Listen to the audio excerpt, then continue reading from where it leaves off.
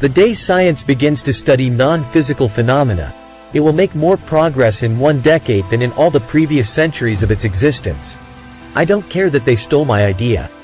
I care that they don't have any of their own. The present is theirs.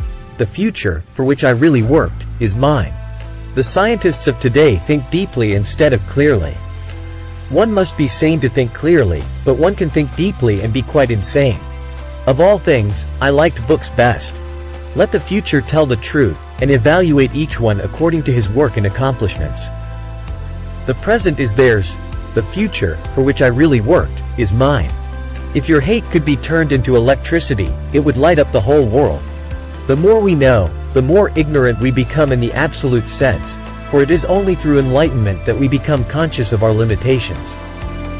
Precisely one of the most gratifying results of intellectual evolution is the continuous opening up of new and greater prospects. My brain is only a receiver. In the universe there is a core from which we obtain knowledge, strength, and inspiration. I have not penetrated into the secrets of this core, but I know that it exists. Be alone, that is the secret of invention. Be alone, that is when ideas are born. The human being is a self-propelled automaton entirely under the control of external influences. Willful and predetermined though they appear, his actions are governed not from within, but from without. He is like a float tossed about by the waves of a turbulent sea. The individual is ephemeral. Races and nations come and pass away, but man remains.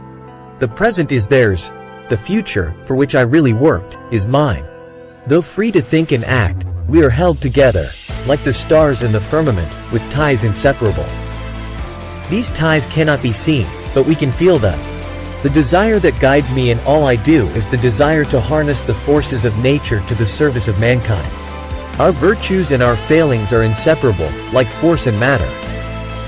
When they separate, man is no more.